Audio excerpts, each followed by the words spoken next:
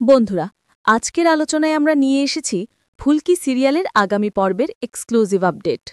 যারা নিয়মিত এই ধারাবাহিকটি দেখে আসছেন তারা জানেন কাহিনী যত এগোচ্ছে ততই রহস্যে মোড়ানো হচ্ছে, আর দর্শকের মনে তৈরি হচ্ছে নতুন নতুন প্রশ্ন।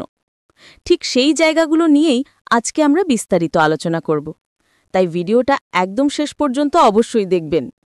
আগামী পর্বে আমরা দেখতে চলেছি এক অত্যন্ত টানটান মুহূর্ত।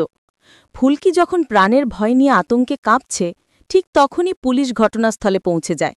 তাদের আগমনে পরিস্থিতি কিছুটা শান্ত হলেও ফুলকির ভেতরের অস্থিরতা যেন আরও বাড়তে থাকে, কারণ পুলিশের উপস্থিতিতেই ফুলকি এমন এক চমকপ্রদ স্বীকারোক্তি করে বসে যা শুনে দর্শকরাও অবাক হয়ে যাবেন।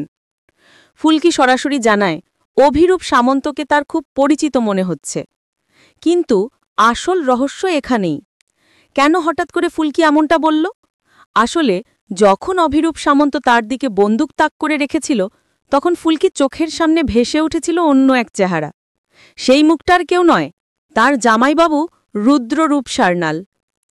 ফুলকির মনে পড়ে যায় রুদ্ররূপের সেই রাগ, সেই জ্বালা, সেই ভয়ঙ্কর দৃষ্টি। এক মুহূর্তে সে যেন বুঝতে পারছিল অভিরূপ সামন্তের মধ্যে রুদ্ররূপের প্রতিচ্ছবি দেখতে পাচ্ছে।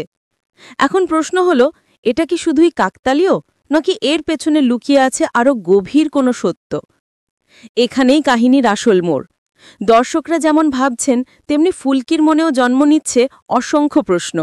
সে ভাবতে শুরু করে, অভিরূপ সামন্ত আসলে কে? তার ভেতরে লুকিয়ে থাকা রুদ্ররূপকে সে কি সত্যিই চিনে ফেলেছে, নাকি কেবল আতঙ্কের কারণে ভুলভ্রম হচ্ছে? পরিস্থিতি আরও জটিল হয়ে ওঠে যখন ফুলকি তার আশঙ্কা প্রকাশ করে। সে বলতে থাকে, অভিরূপ সামন্তের রাগ, চাহনি, কণ্ঠস্বর সবকিছুই আমার জামাইবাবুর মতো। এরকম মিল কিভাবে সম্ভব? এই প্রশ্ন কেবল ফুলকির নয়, সিরিয়ালের প্রতিটি দর্শকের। অনেকেই এখন ধরে নিচ্ছেন হয়তো অভিরূপ আর রুদ্র একই মানুষ। আবার কেউ কেউ বিশ্বাস করছেন এখানে হয়তো দ্বিমুখী খেলা চলছে। হতে পারে অভিরূপ ইচ্ছে করেই রুদ্রের মতো আচরণ করছে ফুলকিকে বিভ্রান্ত করার জন্য। আগামী পর্বে আমরা দেখতে পাব ফুলকির এই সন্দেহ আরও দৃঢ় হবে। সে ক্রমাগত চেষ্টা করবে সত্যটা জানার, কিন্তু সত্য উদ্ঘাটন করা যে এতটা সহজ হবে না সেটা পরিষ্কার।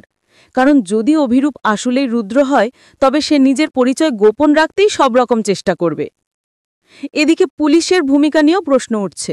তারা কি আদৌ সত্যটা খুঁজে বের করতে পারবে, নাকি ফুলকি একমাত্র মানুষ যে তার অনুভূতিকে অনুসরণ করে রহস্য উন্মোচন করবে? আরও একটি গুরুত্বপূর্ণ দিক হল ফুলকির মানসিক অবস্থা।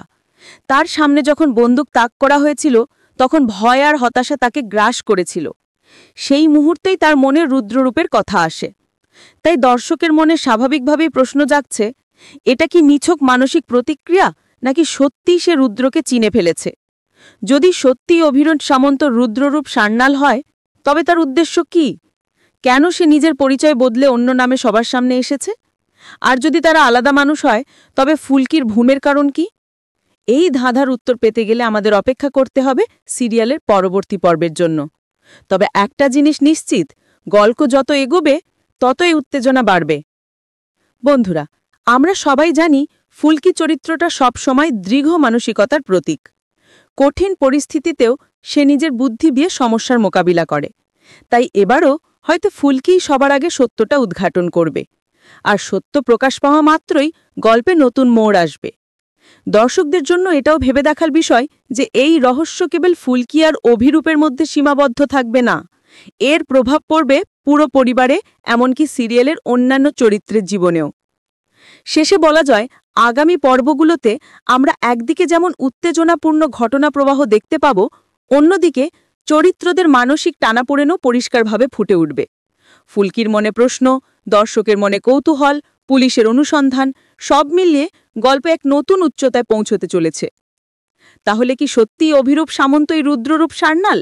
ফুলকি কি তার সন্দেহের প্রমাণ পাবে, নাকি সবকিছুই এক চতুর চাল, যার আড়ালে আরও বড় রহস্য লুকিয়ে আছে?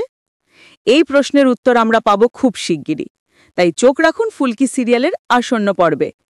আজকের আলোচনায় এই পর্যন্তই। ভিডিও ভালো লাগলে লাইক দিয়ে আমাদের সাথে থাকুন, আর কমেন্টে জানাতে ভুলবেন না আপনাদের মতে অভিরূপ সামন্ত আসলে কে। ধন্যবাদ।